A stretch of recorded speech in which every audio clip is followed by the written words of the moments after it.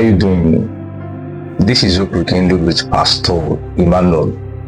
Have you ever had any experience of any Bible verse that struck your heart for long and started living a rent-free inside your mind? Well, for me, there's this Bible verse I will never forget. I was taught as a child while I was about 3 to 4 years old, and that Bible verse is 1 Thessalonians 5:17. Pray without ceasing. Pray without ceasing. Well, before we proceed, do well to subscribe, like, share to your loved ones, and also put a comment below at the end of this video. We'll be glad you can do so. Yeah, let's dive back to the reading of the day. 1 Thessalonians 5:17. Pray without ceasing. This Bible verse seems so short, seems so simple, yet it looks as if it is impossible. Because how possible will you tell someone to pray without ceasing? That means the person must pray non-stop every day, every time, every hour, every minute. How is that even possible? Well, as impossible as this might sound, this was actually the power that fueled the engine of the early church, that made the early church live so vibrantly, lived in the miraculous, lived a sinless life. Because one of the things that will make us to live a constant, victorious life as Christians is that we are living a prayer-filled life. Prayer is not just an activity for a believer.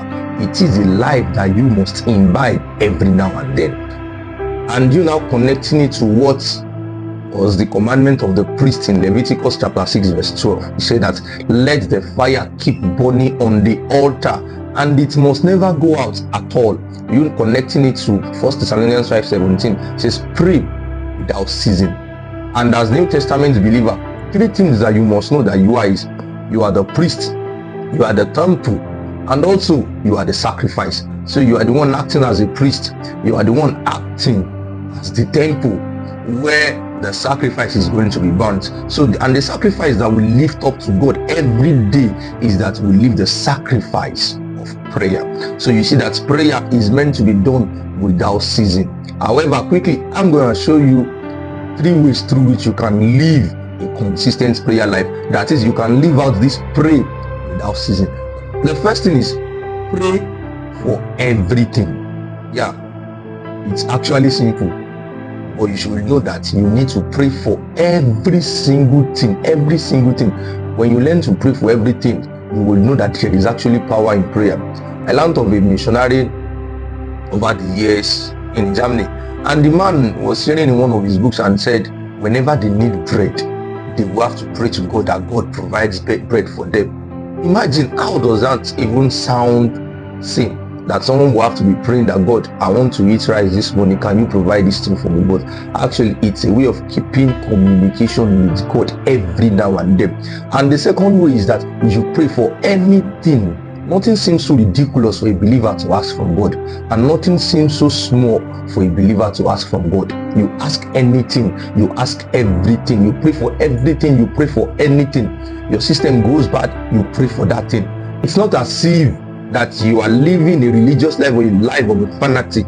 You are only living out your reality that the Father is closer to you than anyone can be around you. So the first person you ask anything or everything from is your Father who is God.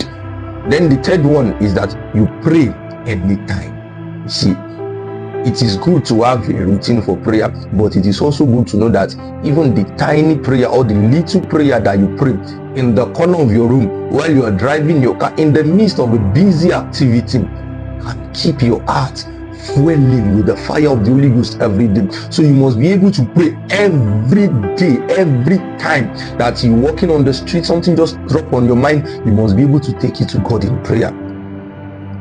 Then one thing I need you to know is that a child that needs to learn how to talk will have to get himself talking.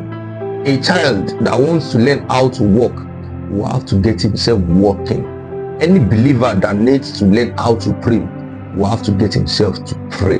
If you have not started praying, then there is no way you can learn the modalities of prayer. And nothing is too big for you to ask from God. Nothing is too small for you to ask from God. The fear that majority of persons have today is that they don't want to ask amiss. But how will you know that you are asking amiss if you have not asked at all? How well are you living a life of prayer? Don't forget this song that one of our hymn composers sang. She said that what a privilege we have to carry everything to God in prayer. Carry everything to God in prayer. Carry anything to God in prayer. Carry everything and anything to God anytime you want in prayer. Prayer is the master key. Pray without ceasing.